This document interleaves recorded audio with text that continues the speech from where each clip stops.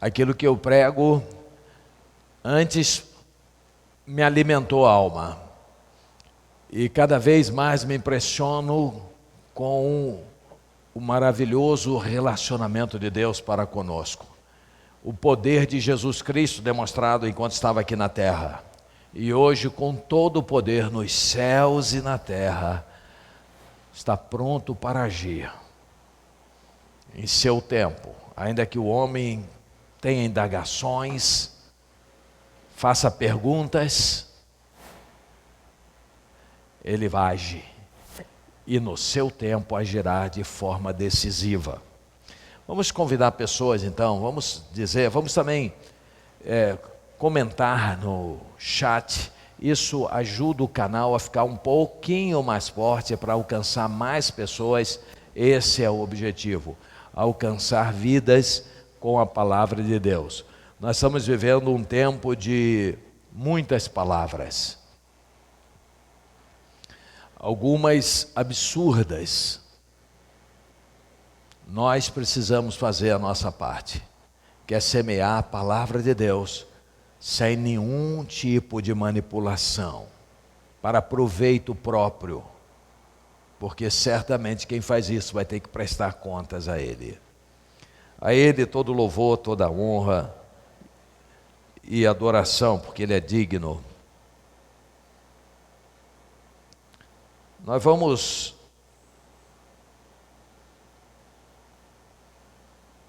a mensagem, mas antes eu vou fazer uma pergunta a cada um que está aqui, aquele que já conhece a Deus, que já tem experiência com Deus. Quantas vezes você esteve numa repartição, no seu trabalho, num escritório, numa empresa, ou num colégio, ou no meio de familiares, ou de amigos, e muitas vezes amigos desprezaram a você porque você crê em Cristo Jesus.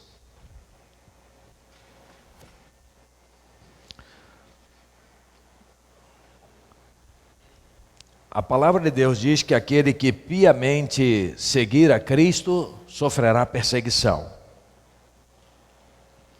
A palavra de Deus também mostra, de Gênesis a Apocalipse, que todo servo de Deus que realmente seguiu a vontade de Deus sofreu perseguição. A palavra de Deus deixa isso claro, ela não deixa dúvida. A palavra de Deus, por outro lado, mostra que muitos religiosos que eram falsos comunicadores da palavra de Deus eram benquistos, eram bem aceitos, eram bem recebidos. Um exemplo claro que eu tenho para isso está entre o profeta de Deus, Jeremias, e um profeta desse mundo chamado Ananias. Nomes até parecidos. Deus mandou Jeremias pregar a Israel que Israel tinha que se arrepender, porque se não se arrependesse, um povo de fora viria e ia trucidar a nação. É uma mensagem muito dura. Este profeta, o Jeremias, foi apelidado de o profeta chorão. Existe um livro na Bíblia que se chama Lamentações de Jeremias, justamente porque a mensagem dele era muito dura e ele mesmo se entristecia. Mas eu não considero este profeta que apelidaram de chorão de um homem frágil ou chorão. Pelo contrário, para mim era um homem de ferro. Foi perseguido durante todo o seu ministério, porque falou a palavra de Deus, porque pregou o que Deus queria. Sofreu muito, apanhou, foi acorrentado, levou surra, foi colocado dentro de uma cisterna para morrer afogado. Graças a Deus a cisterna estava só com lama, passou a noite todinha na lama, por pregar a palavra de Deus. Isso é um exemplo só, eu não vou me estender a outros, porque senão não sairíamos daqui hoje. Mas ele teve um confronto com um profeta, um popstar, cara considerado, Ananias. Ananias reuniu a corte e a nação e disse: Deus quebrou o jugo que estava sobre o nosso povo está livre. E disse que ia acontecer, fazer acontecer, e o povo aplaudiu. Lá em cima, o próprio Jeremias estava presente e disse assim: amém, que seja isso. As suas palavras são muito lindas, as suas palavras são confortantes, as suas palavras são boas. As minhas palavras são duras de correção, as suas são maravilhosas, as suas são doces. Legal? Tem muito pregador fazendo isso. Eu sei o que o povo quer ouvir. Mas você está aqui para falar o que o povo quer ouvir, ou você quer falar aquilo que Deus quer que o povo ouça? Jeremias saiu dali humilhado, e aquele profeta Ananias enaltecido, e o povo feliz da vida. Deus chamou e Jeremias disse: volte lá, diga a Ananias que tudo que ele falou é mentira, nada veio de mim, e que ele morre ainda este ano, por causa das mentiras que ele pregou. Deus nem sempre agia assim, mas às vezes agia para frear. E aquele profeta morreu, porque era um falso profeta. Jesus Cristo, clamando a Jerusalém, quando pregava um sermão profético, ele lamentou e disse assim: Jerusalém, Jerusalém, que matas os profetas e apedrejas todos aqueles que lhe são enviados.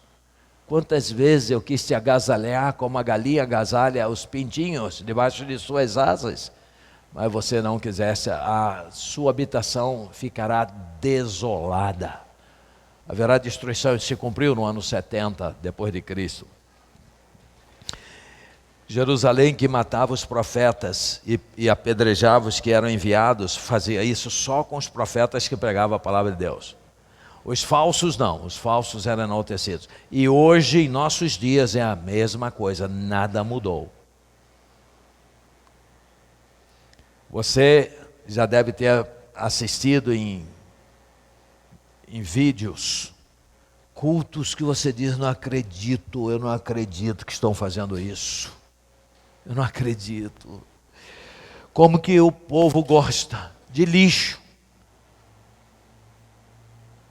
Tem ministrações que o pastor leva uma serpente, uma cobra enorme, e fica com a cobra, e aí vai no povo e bota aquela cobra em cima das pessoas, as pessoas caem.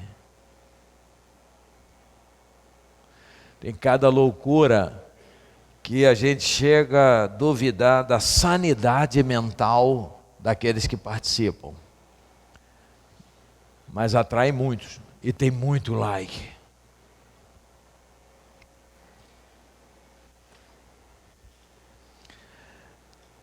Dentro desse contexto de combate de falsas palavras contra a palavra de Deus, nós vamos encontrar a formação das religiões, dentre as quais o próprio judaísmo. O judaísmo se tornou uma religião. Eu não tenho absolutamente nada contra os judeus. Em todas as pesquisas que já fiz ou que fizeram por mim, e mais pesquisas, constata-se que todos os meus sobrenomes, 2 sobrenomes, são judaicos, vêm dos judeus. A ponto de que mais de 1000 homens, com os meus sobrenomes, foram queimados vivos em terras brasileiras, e isso está ocultado dos brasileiros. E muitos dos senhores também, dos seus sobrenomes. Foram 300 anos de homens, mulheres, sendo queimados em fogueiras, porque desconfiavam que eram judeus. Se você pesquisar, Vai na internet, pesquisa para ver se o seu sobrenome não está nesta lista. Em Minas Gerais existe uma associação que guarda todos os instrumentos de tortura, que também tinha tortura, e fotos e gravuras abertos ao público. O Arquivo Central de Lisboa está aberto para pesquisas, porque todos que foram mortos têm um processo. Uns processos fininhos, tem processos enormes. E está pronto para pesquisa, foi aberto há uns 5 anos atrás. Muita morte aqui no Brasil. Então, o judaísmo se tornou uma religião. E eu quero chamar a atenção do senhor, da senhora que está aqui, para lhe esclarecer e lhe informar, principalmente aqueles que estão aqui pela primeira vez, aqueles que estão assistindo este culto pela internet pela primeira vez, e dizer para vocês, dizer para os senhores, para as senhoras, que este corpo chamado religião nunca se deu bem com Deus. Eu vou repetir de outra maneira. Esse conglomerado que se chama religião, qualquer que seja, nunca foi amiga de Deus. E alguns aqui talvez se escandalizem e dizem, não é possível, eu estou numa igreja. A palavra igreja significa reunião. E é bom estarmos reunidos, mas as religiões surgiram da terra para nos colocar uns contra os outros. Eu olho para o senhor, para a senhora, para você e digo, a minha é melhor do que a sua. E o senhor olha para mim e diga, não, a minha que é melhor do que a sua. E nós brigamos, isso de forma generalizada. Dizem que a religião já matou mais pessoas no mundo do que as guerras. E isso é muito grave. A religião nunca se deu bem com Deus. A religião nunca se deu bem com Jesus. Basta você pesquisar os evangelhos e as escrituras que você vai ver que os encontros de Jesus com a religião judaica foi de conflito, foi de inimizade o tempo todo, foi de ciladas, foi de perseguição, a tal ponto que culminou em sua morte. Antes da sua morte, condenado de forma fajuta, com falsas testemunhas, com um juiz covarde, chamado Pilatos, governador, juiz covarde. Antes disso, muitas vezes a religião quis matar Jesus. Muitas vezes queria esmagar Jesus e não o fez porque Jesus tinha o apoio popular e eles tinham cuidado.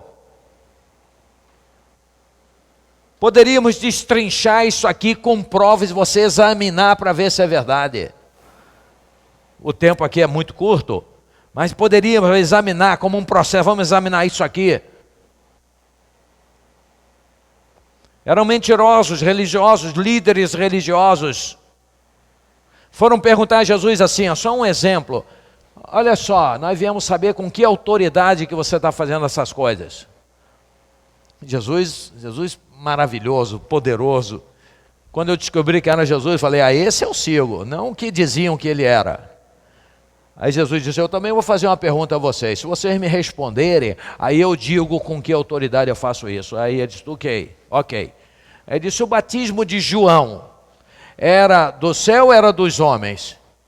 Aí eles saíram para, caramba, que pergunta é essa? Povão perto. O povo acredita que o batismo de João é do céu. Mas nós não acreditamos nisso. Mas nós não podemos dizer isso aqui. Se a gente disser isso aqui, esse povo vai pegar a gente. Aí reuniram, se a gente falar, não dá para responder. Se eu disser que é do céu, não é isso que a gente quer dizer. Se ele disser que é da terra, esse povo vai ficar contra a gente. Vamos dizer para ele que a gente não sabe. Aí foram lá. Nós não sabemos, não. Aí Jesus virou para ele e disse assim, nem eu também vou dizer para vocês com que autoridade eu faço isso. Então, este é Jesus. Este é um líder. Este é Senhor. Ele morreu porque era plano dele morrer para buscar você e a mim. Bom, então a religião. Eu tenho dito muitas vezes que se houve 300 encontros da religião com Jesus, 298 foram de crise, de hostilidade. Hoje eu vou citar um outro que não é o encontro da religião com Jesus, mas é o encontro de um líder religioso com Jesus. E um líder religioso que a sua religião era extremamente hostil a Jesus. Mas agora ele precisa de Jesus. Você já ouviu aquele ditado? Necessidade faz sapo pular. Necessidade. A dor chegou na casa deste homem. A dor arrebentou com seu coração. A perda dilacerou sua alma. E ele então correu para Jesus. É interessante, nós vamos ver isso. Ele foi até Jesus. Vou fazer um resumo para vocês, para todos aqui. O nome deste homem era Jairo. Ele era chefão da sinagoga. E ele, em casa, descobriu sua filhinha, 12 aninhos, querida, amada. No grego fala realmente em pequena menina, 12 aninhos, morreu. Ele entrou em desespero. Ele é o chefe da sinagoga. Ele entrou em desespero, mas ele já conhecia Jesus. A sinagoga, talvez a sinagoga dele já tenha causado muitos problemas a Jesus, mas ele sempre viu Jesus. Muitas das vezes os religiosos condenavam a Jesus, mas sabiam que Jesus era poderoso. Por isso que perguntaram: com que autoridade fazes isso? Senão que eles viam o que ele fazia. Eles não criam porque não queriam crer, porque eles tinham interesses humanos, materiais, políticos. Por isso eles não reconheceram a Jesus. Jesus ressuscitou Lázaro e a notícia se espalhou com milhares de testemunhas e foram até os sacerdotes e disseram: não dá mais para segurar, ele ressuscitou Lázaro. E os sacerdotes botaram a mão na cabeça e disseram: o que nós vamos fazer? Todo mundo vai crer nele. Nós vamos fazer o seguinte, nós vamos matá-lo. Então isso é a religião. É que uma covardia, uma mentira, abraçado com a mentira, abraçado com a desonestidade, com a corrupção, com o interesse. Isso é terrível, isso não tem nada a ver com Deus. Deus jamais vai aprovar uma coisa dessa. E os homens hoje também vão desenvolvendo religiões, vão desenvolvendo apetrechos religiosos, doutrinas, 1001 coisas. Não tem nada a ver com Deus. O que Deus quer de mim e de você? Que você olhe no olho dele, nos olhos dele, e fale com ele, e abra seu coração, diga quem você é, não esconda nada.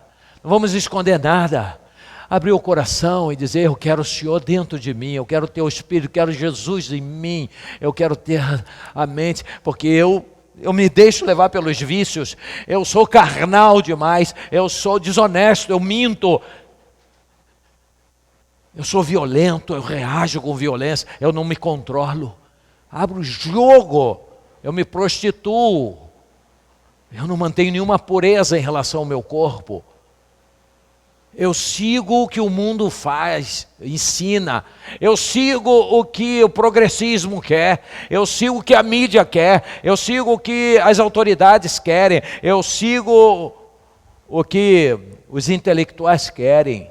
Eu não tenho ouvido. Abre o jogo, fala com Deus. Eu sigo só religião. Esse homem então viu que a sua filha morreu. E olha só o que faz. Ele sabe de Jesus. E quem conhece Israel sabe que Israel é um país pequeno, parece que é menor do que o Sergipe. Então é fácil ser deslocar. Ele foi atrás de Jesus. Chegou até Jesus. Ele tinha uma multidão, mas ele foi a Jesus. E abriu o jogo: minha filha morreu. Eu preciso que o senhor vá lá em casa. 3 evangelhos trazem esse registro. São os chamados evangelhos sinóticos. Sinótico é que olham do mesmo ponto de vista. Isso é sinótico. Mateus, Marcos e Lucas. João não fala nada disso. Mateus diz que a menina tinha morrido. Marcos e Lucas disse que a menina estava à beira da morte. E alguém diz, então aí tem uma contradição. Morreu ou estava à beira da morte? É muito fácil compreender isso, né?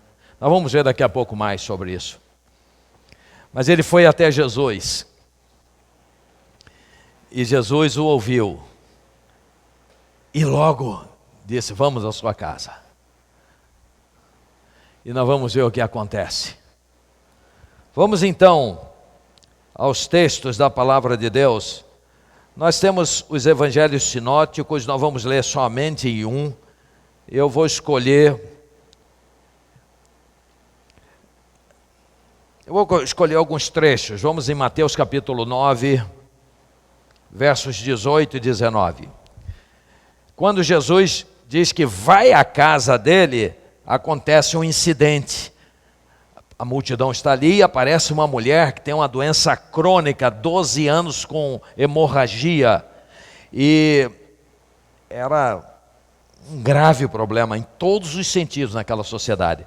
Então, aquela mulher, na verdade, apareceu ali, mas estava atrapalhando aquele homem, porque, poxa, vai demorar mais chegar na minha casa, eu estou em desespero.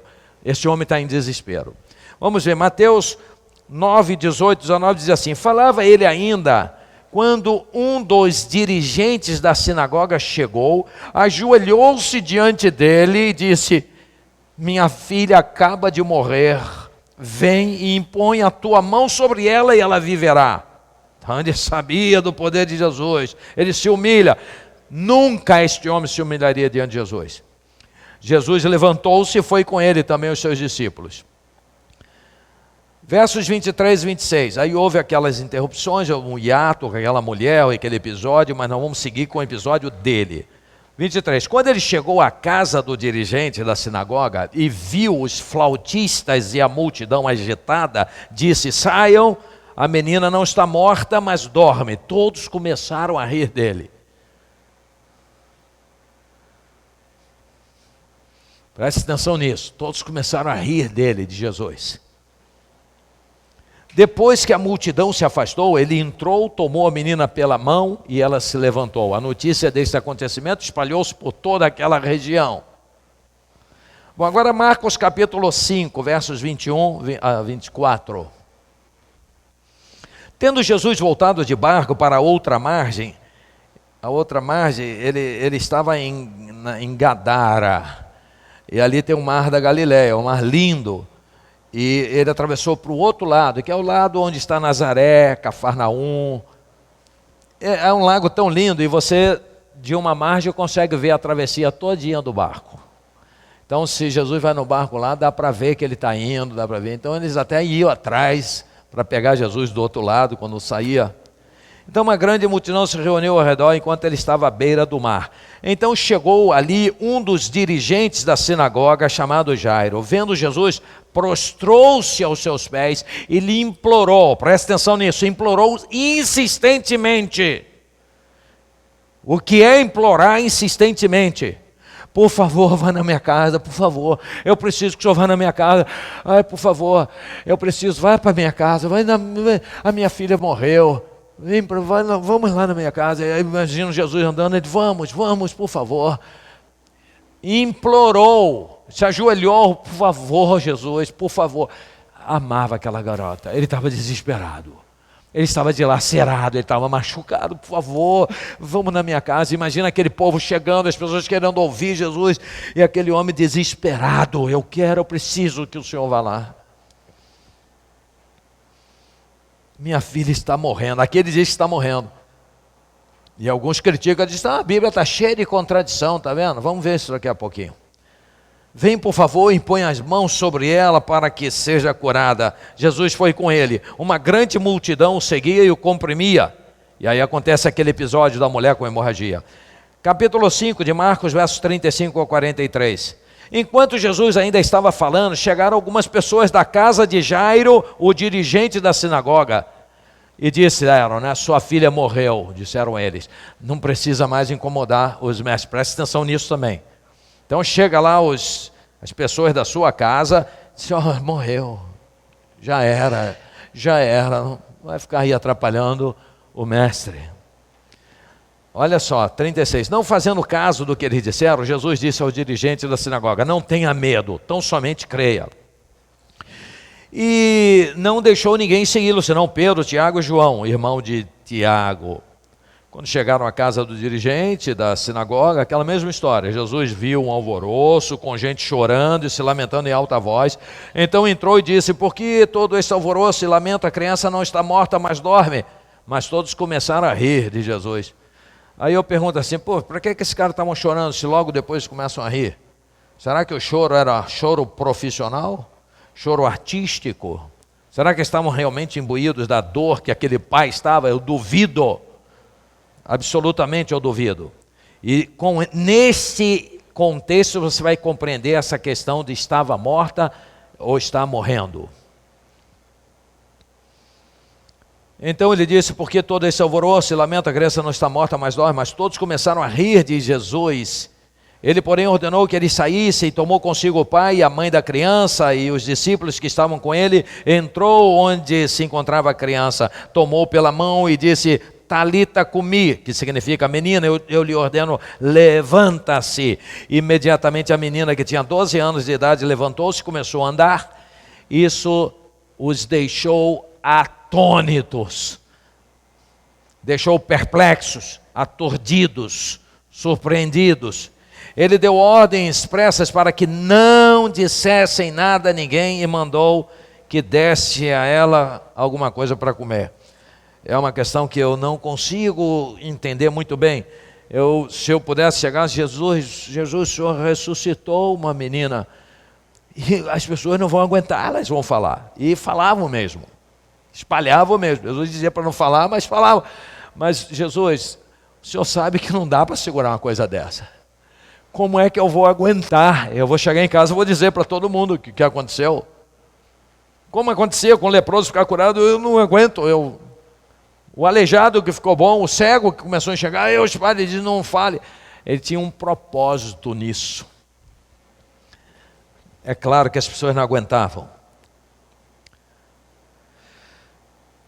E Lucas também é a mesma maneira de enxergar de Marcos. Mas vamos lá.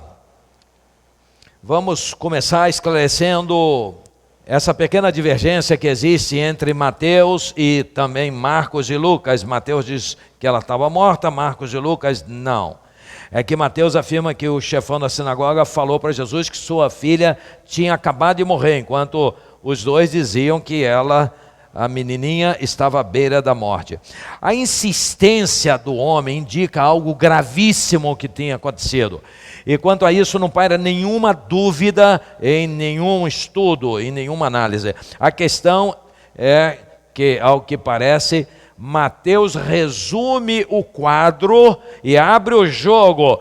A garota está morta. Isso indica que Jairo já sabia da morte de sua querida filha. Por isso, o tamanho desespero dele, que não, presta atenção, não aumentou nem um pouquinho quando pessoas da casa dele chegaram e disseram: a menina está morta, não importune mais o Senhor. Ele continua normal. O desespero dele já tinha até diminuído, porque ele já estava há algum tempo com Jesus. Ele não disse: ai, aconteceu então pior, Jesus. Não, ele não tem essa reação. Ele sabia que a criança estava morta, mas ele jamais poderia sair dizendo por ali: olha, a criança está morta, eu preciso que Jesus vá lá na minha casa. Mas quando ele chegou perto de Jesus, ele disse: a criança está morta. Mas para o povo: não, minha criança está morrendo, está passando muito mal, eu preciso que ele vá correndo. Então abram alas para que ele vá. E Mateus abre o jogo do que ele falou para Jesus: a criança realmente está morta. É gravíssimo. Todos os argumentos que foram usados depois indicam que ele sabia que a criança estava morta. E mesmo assim ele supera essas coisas e vai até Jesus. A insistência dele já era enorme quando os mensageiros chegaram. Não há sinais de que tenha se perturbado com a notícia de que ela estava morta. Ele não se constrange em nenhum momento, ele insiste, ele usa termos nos 3 evangelhos que espelham que tinha pleno conhecimento que sua filha havia morrido.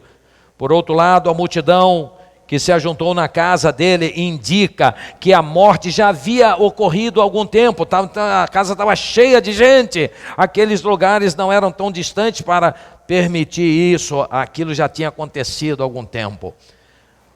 Para mim, Jairo viu que sua filha havia morrido, saiu mantendo segredo disso, desesperado em busca de Jesus, e o encontrando insistiu repentinamente e insistentemente para que Jesus fosse à casa dele e operasse o milagre de ressuscitamento para que a menina vivesse.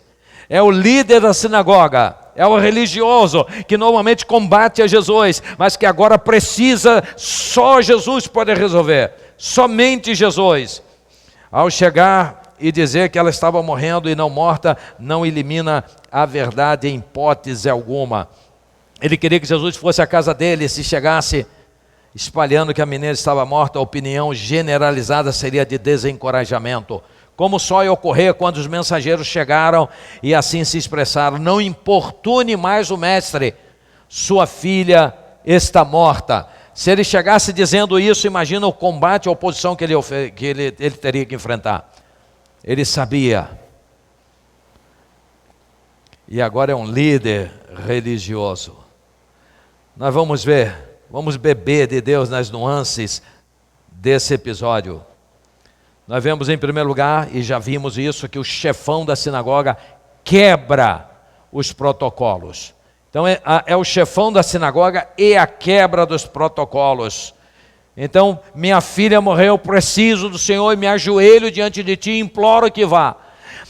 Normalmente a sinagoga perseguia Jesus, queria matar Jesus, destruir Jesus. Agora o chefe que sai sem avisar nada a ninguém, sem nem abrir o jogo que a criança está morta, vai lá e implora Jesus, por favor, porque ele sabia quem era Jesus. A necessidade chegou até ele, e ele se dobrou diante de Jesus. Quantas vezes, eu no início perguntei a você, na repartição pública, em algum lugar, você foi perseguido, mas quando a pessoa precisou, quando a dor chegou, foi procurar você. Quando o desespero chegou, o medo rondou, foi buscar você. Você que era perseguido, foi até você pedir ajuda. Quantas vezes já aconteceu isso com você? Foram lá falar com você: por favor, preciso que você ore por mim. Eu estou em desespero, esquecendo tudo o que fizeram. E o crente verdadeiro não vai considerar isso mesmo, vai orar por ele. É assim, muito comum. O chefão da sinagoga e a quebra dos protocolos é a primeira nuance deste episódio. Em segundo lugar, a dor e o luto de um pai que ama, que faz com que ele esqueça suas funções e corra até Jesus e diga: minha filha acaba de morrer, vem, põe a tua mão sobre ela para que ela viva. Então nós vemos a dor e o luto impulsionando um pai que toma a decisão de quebrar os protocolos. Ele não considera mais aquilo que o seu grupo determina ou diz, mas ele agora quer a ajuda de Deus através do unigênito Jesus. Em terceiro lugar, nós vamos encontrar que a fé remove montanhas. A montanha da morte, duas vezes. Primeiro, quando ele constatou que a filha tinha morrido. Segundo, quando a notícia chegou.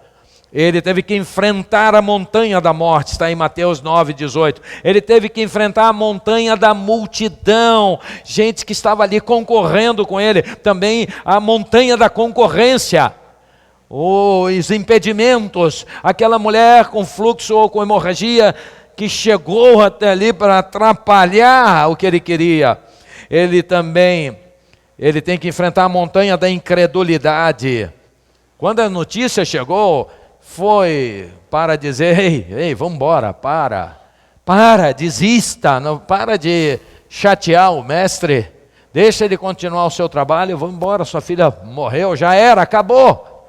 Então essa incredulidade ele teve que enfrentar. Ele teve que enfrentar a incredulidade dos que estavam em casa, que riram de Jesus. A montanha da incredulidade, a montanha da notícia fatal, esta que poderia ter desanimado. Ela morreu, não fazendo caso do que eles disseram. Jesus disse ao dirigente da sinagoga: não tenha medo, tão somente creia. Ele enfrentou todas essas montanhas. Então, em primeiro lugar, nessas nuances, nós vimos que o chefão quebra os protocolos. Em segundo lugar, nós vimos que a dor e o luto de um pai que ama o impulsiona a fazer coisas que vão muito além do que a religião lhe ensinava. Em terceiro lugar, a fé que remove montanhas. Em quarto lugar, nós vamos encontrar a prontidão de Jesus. Jesus poderia ter olhado para ele e dito: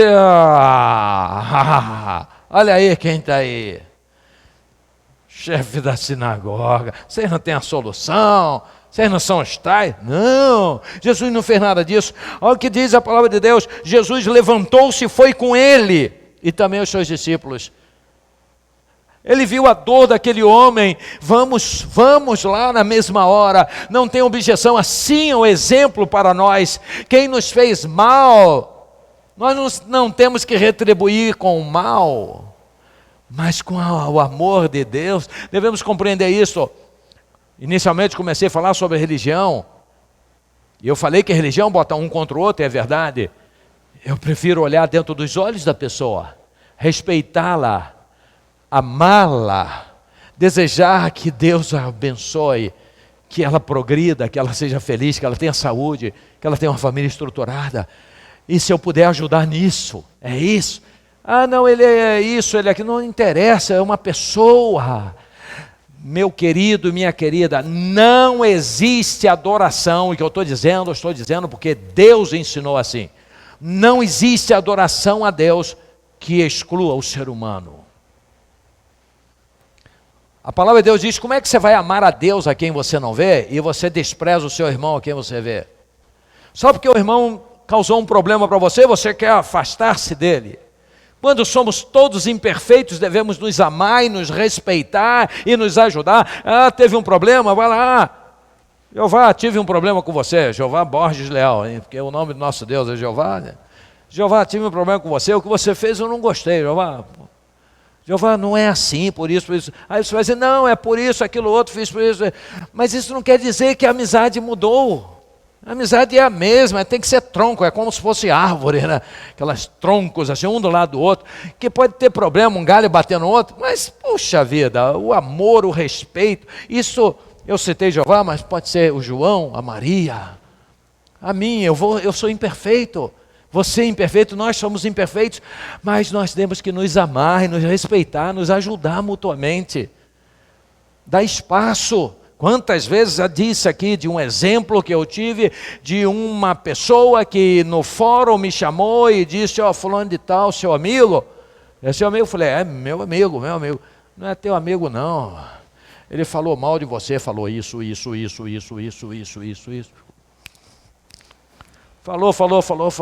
falou um monte de coisa. Quando terminou, eu disse para ela: olha só, eu vou te falar uma coisa, para deixar bem claro. Isso que você me falou não muda em absolutamente nada a amizade que eu tenho por ele. Ela: não muda. Você sabe por quê que não muda? Porque eu não cultivo a expectativa de ser só elogiado por ele. Muitas das coisas que ele falou eu tenho até que observar, porque pode ser verdade, eu tenho que apurar para ver. Eu não ponho ele nessa saia justa de ter que me elogiar, de eu ser nota 10. Eu não sou nota 10. Então muitas coisas eu erro mesmo. Então eu dou liberdade para ele. E se ele falou alguma coisa que não é, o espaço para falar e a gente esclarecer. Ela ficou perplexa. Eu sei que ela ficou perplexa. Não era isso que ela esperava. E minha amizade com essa pessoa continua igual. Mudou absolutamente nada, porque eu não tenho expectativas sobre isso, e eu espero que não tenha também sobre mim, mas que nós juntos nos ajudemos uns aos outros, um ao outro, para estarmos mais próximos de Deus e fazermos a vontade dele, sermos frutíferos. É isso que ele espera de nós. Eu vou olhar para você e achar que você errou. Todos erramos, todos somos pecadores. Como que eu vou apontar para você e dizer: ei, você errou? Ei, eu vou dizer assim: ei, amigo, você errou, vamos ajudar, vamos tentar, você se machucou, você caiu, você se atolou, vamos ajudar para ver se você sai disso, vamos ajudar, não vamos desistir não, é diferente. Agora de eu chegar: ei, você errou, você é uma prostituta, você é um gay, você é mentiroso. Não, você errou, mas Deus ama você. Vamos juntos nos ajudar para irmos em frente. É isso que Deus espera. Não existe adoração que despreza o irmão. Não, Jesus deixou isso claro. O primeiro mandamento é amar a Deus sobre todas as coisas. É você e Deus. E ao próximo como você ama você mesmo. Olha só, eu não desligo isto, não há como desconectar eu amar a Deus e não amar meu irmão. Se eu corto isso aqui, eu cortei essa aqui também. Não existe essa desconexão, mas é tudo interligado. E nós vemos a prontidão de Jesus de atender, de socorrer, na mesma hora, vamos lá, não tem crítica nenhuma, não tem condenação nenhuma, é alguém misericordioso, que vê a dor daquele que sofre, aquele que está desesperado. E no mesmo sentido, Marcos capítulo 5, verso 24, e Lucas capítulo 8, verso 42, Jesus levantou-se e foi com ele, e também os seus discípulos. Em quinto lugar, nós vamos encontrar dentro desse episódio que já destacamos, o deboche daqueles que não creem. Quando ele chegou na casa do dirigente da sinagoga, viu os flautistas profissionais, e a multidão agitada, e disse, saiam. Mas por que tinha tanta gente naquela casa? A resposta é muito clara, esse homem era muito importante. Era um homem muito conhecido, um homem de prestígio, era um religioso, mas que não confiou na religião. Graças a Deus. Aí você diz assim, mas pastor, essa semana eu com uma pessoa que foi trabalhar lá no escritório para um serviço de técnico em informática, ele disse, o senhor como um líder religioso, digo, nunca fale isso para mim. A religião para mim é coisa do homem, foi inventada do homem. Não, ele o quê? Muitos ficam surpresos comigo. Ficam surpresos. O quê? Eu recebi da internet uma mensagem assim, ó, não fale mais sobre isso, isso não é a sua praia. Eu respondi dizendo assim, olha, e era um pastor que falou isso. Aí eu respondi dizendo assim, ó, se você tivesse um PE na frente, eu até entenderia melhor, mas um PR? Mas os pastores também se tornaram religiosos. O PE é o padre, ele é muito religioso. Aprendeu a religião, desde o berço aprendeu. Nos foi ensinado religião. Disseram para nós que a palavra religião vem do latim, do verbo latim religare. Primeiro que não tem nada a ver com latim, porque vem do grego. Teria que vir do grego. Mas vem do latim religare e significa ligar o homem a Deus. A religião liga o homem a Deus. Foi isso que eu aprendi. Mas não, a palavra de Deus diz que quem liga o homem a Deus é Jesus. Foi lido aqui, eu sou o caminho, a verdade e a vida. Ninguém vem ao Pai senão por mim. Mas e a religião não serve de ponte? Retira esta ponte diretamente a Jesus. Ele é suficiente, é todo poderoso, Ele é maravilhoso, Ele deu a vida, Ele deu o seu sangue por mim e por você. A religião não fez nada por você. A religião é uma estrutura humana para nos colocar em birra um com o outro e nos dar arrogância. É como alguém que está com o olho fechado, com a venda nos olhos e fica procurando. Eu acho que eu achei a minha. Aí depois fica em crise, será que é essa mesmo? Aí pergunta, pastor, é essa mesmo, acerta? Eu digo, solta isso aí. Pegue a mão de Deus através de Jesus. Mas os sistemas religiosos só colocaram um contra o outro. Eles debocharam. A maioria era tudo religioso. Mas Jesus disse, saiam. Botou todo mundo para fora. Este é o meu Jesus, esse é o nosso Jesus. A menina não está morta, mas dorme. Aí começaram a rir. Então debocharam de Jesus. Entre parênteses. Eu durante muitos anos na minha vida, eu pensava que Jesus vivia sendo debochado. Eu pensava que Jesus ia para a praça pública pregar e que ninguém dava atenção. Passava direto e via aquele homem pregando. É essa a imagem que eu tinha de Jesus. Diziam para mim assim, você tem que seguir Jesus. Eu falei, olha para a minha cara, ver se eu preciso de Jesus. Falei muitas vezes isso. Era muito, muito arrogante, muito convencido. Deus teve misericórdia de mim, porque só tinha um jeito de eu me converter. Se fosse pela misericórdia, porque eu era muito arrogante. Fazia faculdade de física, me achava donos da ciência exata, vem com esse papo não. Era assim mesmo. Mas Deus trata com cada um de um jeitinho especial. Com você Ele trata de um jeitinho especial que encaixa com você. E foi isso que aconteceu comigo. Eu ganhei uma Bíblia. Quando eu abri de presente, no aniversário, quando eu abri estava escrito meu nome. Eu disse, não posso nem doar.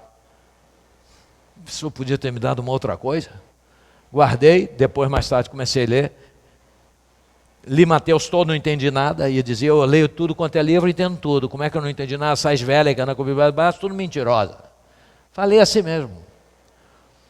Ouvi duas moças conversando entre si e vi que elas estavam conversando sobre a Bíblia. Fiquei de longe prestando atenção. Aí uma disse para a outra, lê João, que João é mais fácil. Falei, ok. Eu longe, disse, ok, vou ler João. Peguei um cartão de visita e vim lendo, até que chegou João capítulo 3, eu me converti, porque eu falei, quem é Jesus? É este Jesus? Este é maravilhoso, tremendo.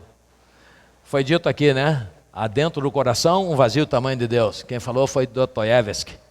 E foi confirmado por Pascal, que disse, há dentro do coração do homem um vazio do formato de Deus. Maravilhoso. Então vimos os deboches dos incrédulos. E por último, nós contemplamos o milagre, o ressuscitamento daquela criança. E o testemunho, não conte nada para ninguém, todo mundo ficou sabendo, porque ninguém segura o poder de Deus, as maravilhas de Deus. Deus é tremendo, magnífico e tremendo. A este Deus eu sigo. Vamos escovar nossas cabeças. Nosso Pai, te agradecemos, porque a Tua palavra é verdadeira e fiel e penetra até a divisão da alma e do espírito e opera. Te agradecemos porque o Senhor é digno e merecedor de louvor e honra e glória. Te louvamos e te bendizemos porque o Teu amor é infinito, inigualável. E o Senhor está muito acima de qualquer religião. Te louvamos porque temos a Ti, Jesus, que morreu em nosso lugar. E todo aquele que crê, todo aquele que se humilhar, todo aquele que vier a Ti, encontrará vida. E vida eterna, vida que ninguém pode arrancar. Encontrará uma paz, a paz que domina o ser e que não se abala em circunstância nenhuma. Que a graça e a paz do Senhor seja sobre todos aqui. Sobre todos nós, sobre todos que estão online, sobre todos que ouvem essa palavra. Em Cristo que oramos, Pai. Você pode dizer dentro do seu coração, você que está online, você que está aqui presente, dizer, ó meu Deus, aqui estou, vim aqui, o Senhor me trouxe aqui, ou permitiu que eu aqui viesse, e eu hoje compreendi a Tua palavra, e algumas coisas se esclareceram para mim, eu quero confirmar isso. Me capacita, Pai, para compreender aquilo que está em Ti. Hoje eu percebo que sem Jesus não dá, que sem Jesus não há salvação. Hoje eu percebo que quem me salva é Jesus, não a religião. Hoje eu percebo que eu posso falar contigo, eu posso olhar nos Teus olhos. Hoje eu descubro um pouco mais sobre Jesus, Sua bondade, Sua misericórdia, Sua atenção, Seu amor. E eu quero ter Jesus no meu coração. Eu quero Te conhecer, Jesus, como o Senhor me conhece. Eu quero Te ter, ó Deus dos deuses, Deus Yahvé, o Pai de meu Senhor Jesus. Eu quero Te conhecer, quero tê-lo em mim. Eu quero ser cheio do Teu Espírito Santo. Eu quero o Senhor em minha vida. Eu quero o Senhor. Eu recuso aquilo que o mundo oferece, e eu recuso tudo aquilo que Te é desagradável. Eu quero que o Senhor me examine por dentro e veja todos os caminhos que não Te são agradáveis e me purifique, e firme tudo aquilo que Te agrada.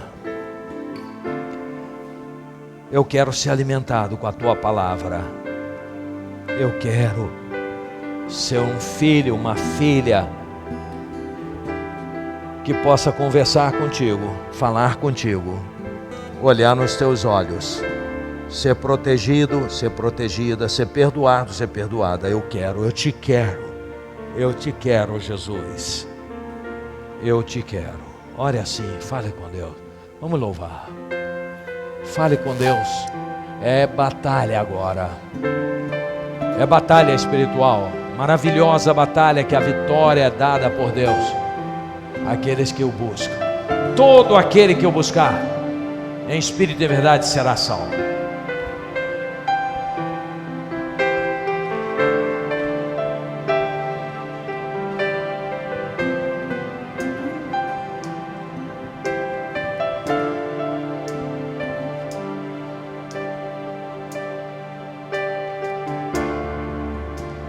Sei que os teus olhos,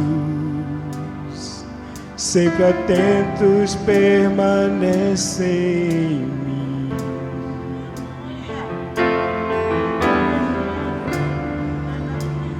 E os teus ouvidos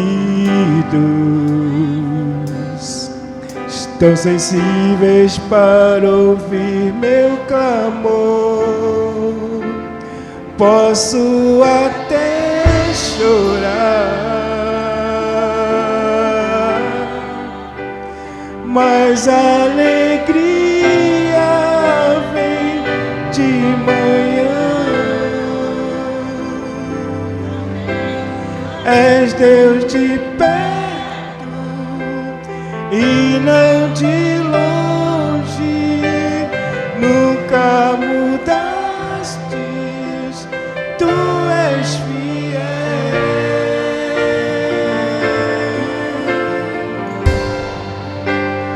Deus de aliança, Deus de promessas, Deus que não é homem pra mentir.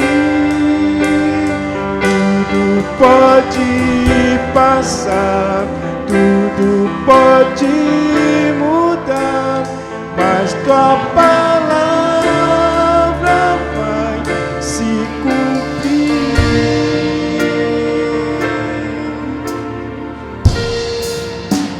Sei que os teus olhos,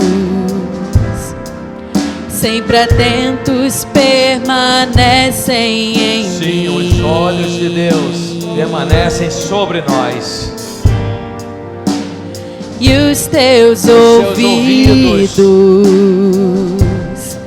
estão sensíveis para ouvir meu clamor. Posso até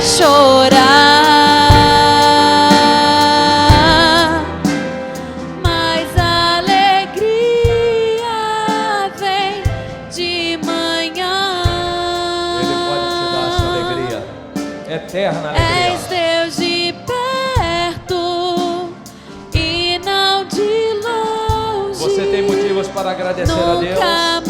Você quer clamar por socorro. Você quer entregar sua vida a Jesus. Você quer agradecer e dizer: Pai, eu te agradeço porque o Senhor tem me abençoado. Deixa o seu lugar, vem aqui. Você quer pedir, quer clamar, quer interceder por alguém, quer pedir socorro para ajudar alguém, intercedendo, venha também. Você quer entregar sua vida, seu coração a Jesus, dizer: Jesus, vem morar dentro do meu ser. Eu confesso que sou pecador, eu confesso que sou pecadora, eu te recebo nessa noite, venha também.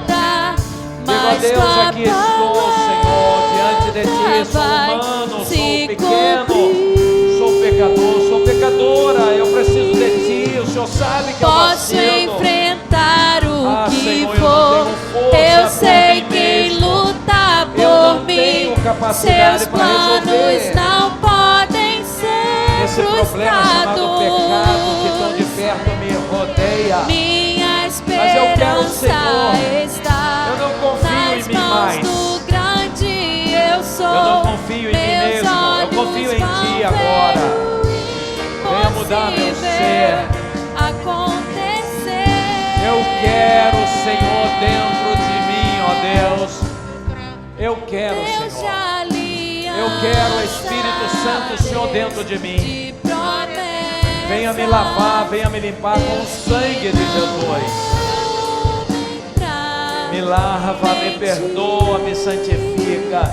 tudo pode Aprume, passar, Senhor, aprume meu andar, aprume meu espírito. mudar, mas tua palavra vai Você que está online pode dizer também a mesma coisa. Ó Deus, ó Pai, Deus de ó Senhor, perdoa meus pecados. Deus Senhor, venha morar dentro de mim, estar dentro de mim, reinar em mim, me fazer frutificar enquanto a vida existe, enquanto estou aqui. Eu quero ser instrumento teu, eu quero ser vaso de bênção, eu quero ser luz do mundo e sal da terra, eu quero cumprir a tua vontade. Senhor, me perdoe quantas vezes vacilei, me perdoe quanto tempo eu perdi, me perdoe, ó Deus, me perdoe, me faça frutífera, uma vida frutífera. A tua palavra, ela me alimenta, eu te quero. Encha-me da tua presença, ó Deus, ó Pai. Ó Deus, tu estás vendo, Paizinho, todas essas vidas que estão aqui. Também me coloco diante de ti nesta hora, para pedir que o Senhor nos encha com teu Espírito Santo, que o Senhor perdoe os nossos pecados. Ó Deus, que o Senhor salve vidas nessa noite, Senhor, arrancando das trevas, mudando o seu status, Senhor, eterno, status espiritual, trazendo da perdição para a sua luz, lavados pelo sangue do Cordeiro Jesus. Abençoe todas essas vidas que aqui se encontram, abençoe os que estão em casa e que estão quebrantadas diante de ti. Ó Pai, não é a palavra do ser humano, não é a palavra do pastor Miranda, ai do pastor Miranda, é a tua palavra, ó Deus, é a tua palavra que é verdade. Ó Deus, ela nos ensina e nos corrige, encha-nos da tua presença. Ó Senhor, cure enfermos, teu é o poder de curar. O Senhor ressuscitou a menina, o Senhor tem poder, todo o poder para ressuscitar. A nossa fé que muitas vezes não permite isso, ó Pai, acrescenta-nos a fé. Ó Deus, podemos ser agentes teus para a cura, para a libertação, para andar nos caminhos do Senhor, para iluminarmos as trevas, para levar saúde aos que estão enfermos, pelo poder do nome que é sobre todo nome, o nome de Jesus. Senhor, santifica-nos, aviva-nos para a glória do teu nome. É nossa oração, em nome que é sobre todo nome, Yeshua HaMashiach, Jesus o Messias, Jesus o teu unigênito, o Emanuel, Deus conosco. Amém e amém. O povo de Deus diz amém. Amém. Você que está online, que o Senhor lhe abençoe rica e abundantemente.